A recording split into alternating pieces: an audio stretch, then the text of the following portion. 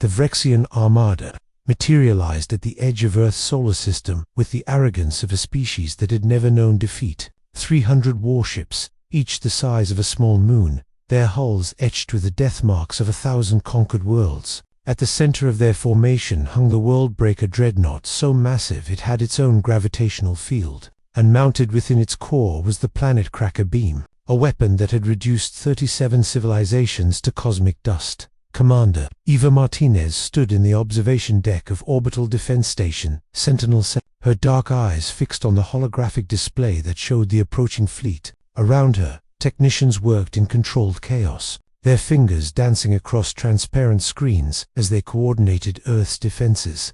"They're charging the Planet Cracker," reported Lieutenant Liam Chen from his station, his voice tight with tension. "Energy signature matches what we saw in the simulations. They're going to fire in approximately 14 minutes. Eva nodded slowly, her mind racing through calculations and contingencies. The Vrexians had sent their ultimatum 3 days ago: surrender or face extinction. They had given humanity 72 hours to capitulate, to bend the knee and join their empire as a slave species. The Galactic Council had advised Earth to comply after all.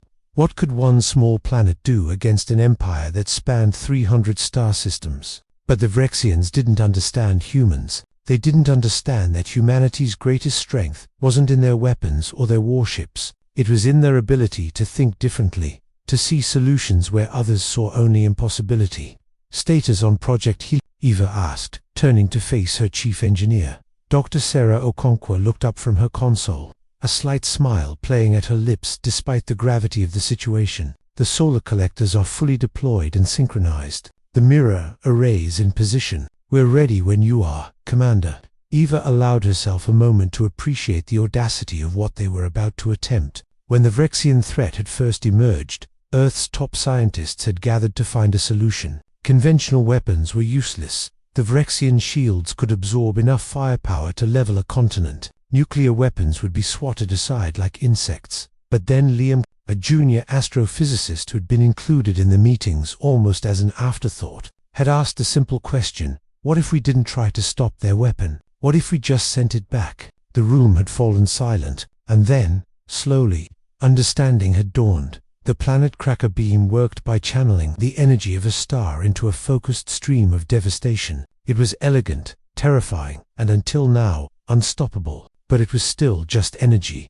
and energy could be reflected. Over the past 72 hours, every factory on Earth had been retooled. Every 3D printer, every assembly line, every manufacturing facility had been dedicated to a single purpose: creating the largest mirror array in human history. Millions of panels, each one precisely calibrated, had been launched into orbit and assembled by an army of construction drones. But the mirror alone wasn't enough. They needed a power source, something to strengthen and stabilize the reflection. That's where Project Heliotrope came in, a network of solar collectors positioned around the sun, harvesting stellar energy and channeling it through quantum entanglement to the mirror array.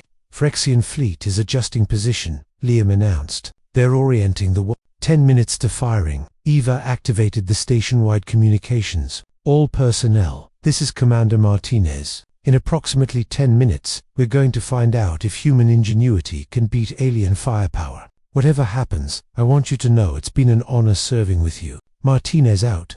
She switched to a private channel. "Liam, I need you to coordinate the mirror array's targeting parameters. When they fire, we'll have maybe 3 seconds to align the reflection before the beam overwhelms our systems." "Understood," Liam replied, his fingers already moving across his console. "Eva, we're really going to try to reflect a planet-killing beam with mirrors." "Despite everything," Eva laughed. "When you put it that way, it does sound insane, doesn't it?" "That's what I love about humanity," Liam said quietly. "We're just crazy enough to try." The minutes ticked down with excruciating slowness. Eva watched as the Worldbreaker's energy signature spiked, the readings climbing to levels that made her instruments scream warnings. In space, the massive dreadnought began to glow, its forward section becoming a miniature star as it charged its ultimate weapon. 2 minutes, Liam called out. Ava's hands gripped the edge of her console. Every defensive satellite was in position. Every ship in Earth's modest fleet had been evacuated to the far side of the moon. If this failed, there would be no second chance. 1 minute the world-breaker pulsed with light, and Eva could see it, even through the station's view, a blazing beacon of destruction. 30 seconds. Mirror array is fully charged and aligned. Reflection angle calculated and locked.